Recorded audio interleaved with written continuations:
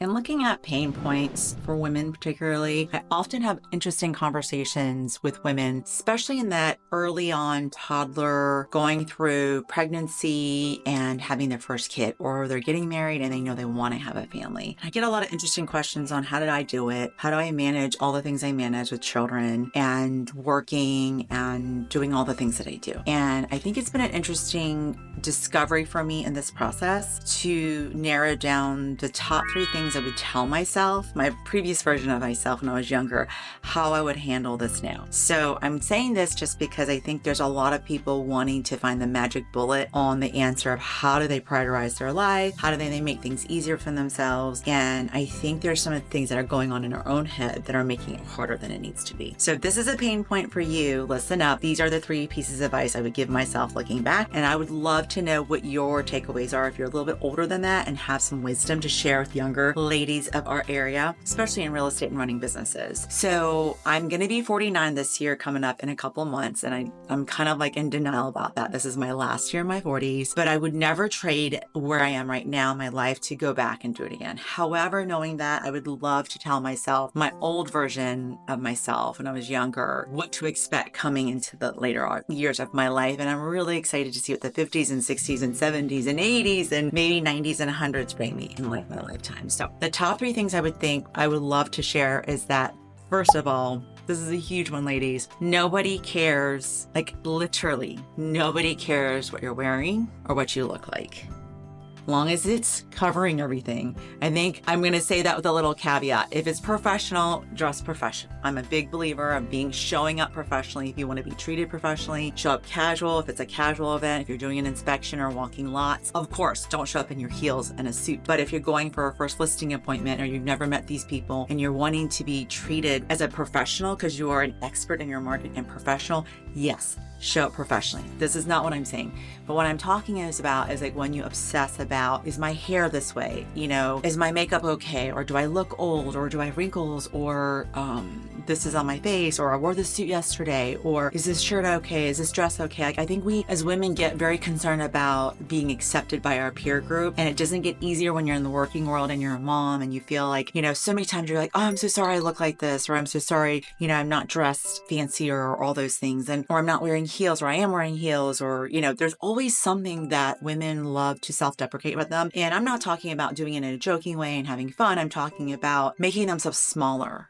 And I think the number one thing I would say is that don't care about what people think about you because they're worried about them. And it's so true. When you walk into a room of people at a dinner party or an event, I used to always get nervous, like, oh my gosh, am I wearing the right thing? Am I wearing the most appropriate outfit, et cetera, et cetera. And my husband, Michael, would always remind me, nobody cares. Nobody cares what you're wearing. They're concerned about what they're wearing, how they look, how they're being received, not how you are. So when I really kept reminding myself of that, it let me kind of feel more confident with my shoulders back of knowing like, it doesn't matter what other people think. If you feel good, you feel confident, you're a professional, you're presenting yourself how you want to show up, who the hell cares what they think or their comments? And a lot of times comments and little snide remarks and backhand remarks of women are really what they think about themselves projecting towards you. There is a saying that says the world is a mirror, meaning that when you say something, you're really saying it about yourself. If you really think about it, that's really true.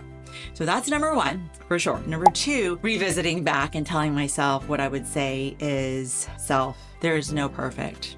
This is like, wow, this is a perfectionist dilemma, right? There's a lot of us that are perfectionists, type A personalities. That's me, very much like rule follower. Everything has to be just so. And I think it comes from how you're raised. And especially girls seem to face this a lot. They don't want to get in trouble. I don't want to get in trouble. I want to, make sure I'm doing everything appropriate. I want to be accepted and loved. That's one of the things I learned at Tony Robbins, which is the truth is that we just want to be accepted and loved, especially amongst our peers and our family and our friends. And so looking back and telling myself in my 20s and 30s and early 40s, I would love to tell myself there's no perfect at all. Tom Perry always says too in coaching, done is better than perfect.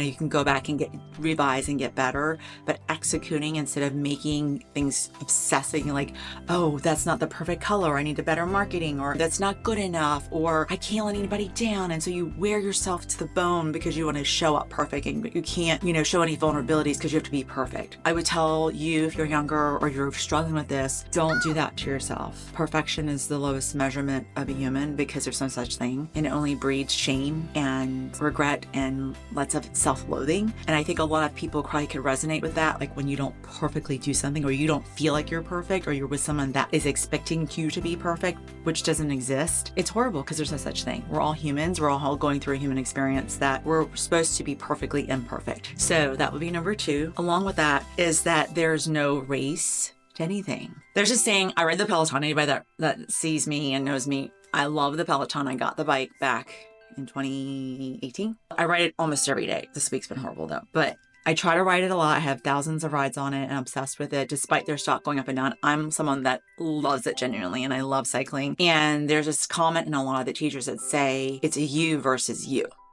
So there is no race. It's just, and even the race amongst yourself, it's wherever you are in your life and where you want to get better at. Like, measure your successes, measure your growth based on yourself and your yesterday, not next to your neighbors or the friend or the person that you think you need to be like. That's something I would tell myself. And there really is no race. It doesn't matter. So many people start over again. Gosh, at all different ages. I love when you see posts saying that people started companies in their 50s and their 60s and their 70s, started over again, getting remarried if they need to find love till later in life. Even having children later in life. I had my last one at 42, 43, and I was like, I felt so old. And now I'm hearing people having children in their late 40s, and I'm like, wow, it's like opens your mind to have perspective that there is no race, there's no right, there's no this has to be this way. Like, we live in a different world today where you get to define what you want, how you want it. So if you're doing real estate, or you're running a business and you're a mom and you're a wife, or you don't have kids, do the business how you want to do it, grow the life you want to grow, and make it match up to what you want is the advice I would give.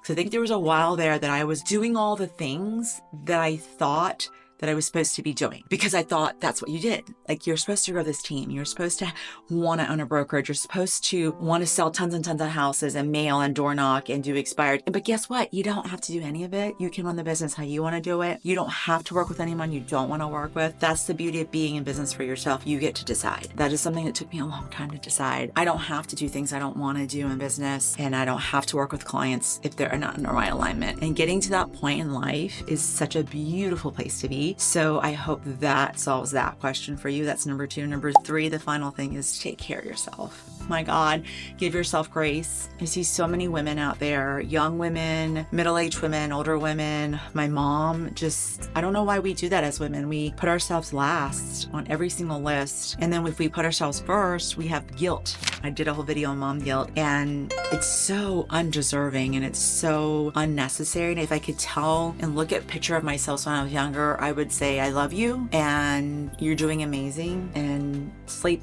a little bit longer if you need it. Enjoy life a little bit longer. Go get a massage for yourself. Treat yourself. Enjoy that skincare.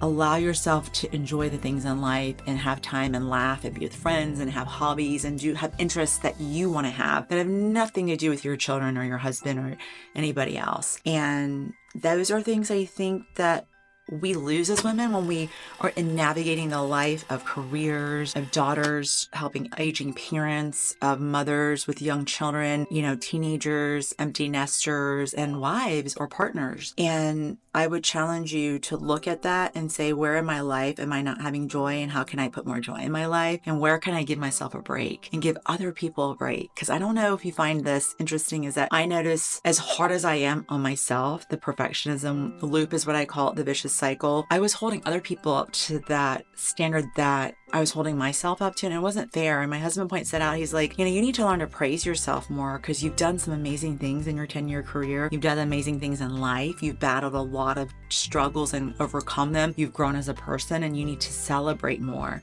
And that is like something I say a lot in my coaching calls, and I am told a lot. You need to celebrate more. And us women, we celebrate others so willingly and so givingly, but we won't celebrate our own selves. So I challenge you to look at those 3 things and question, like, do you have anything anything that you would give advice to your younger version of yourself? If you're younger already in your 20s and 30s, what would you tell your 16-year-old self? I have one that just turned 16, and I'm looking at her navigating life and opening things up, and she's getting ready to enter the world of womanhood and face all the things that I've already gone through, but it's different now. It's different versions of it. And being in a lens as her mother, it's very interesting to watch. So curious what your lessons would be and what you would tell your younger version of yourself, and comment below. And I would love it if you would like this content or subscribe. Really wanting to reach women and trying to help them in pain points of being stuck in life, in real estate, if you're a real estate person or in running business, or trying to discover what is it that you want to do in life if it's not what you've been doing already, like working in a job and you want to go out into business world. But I just genuinely love to help people grow, and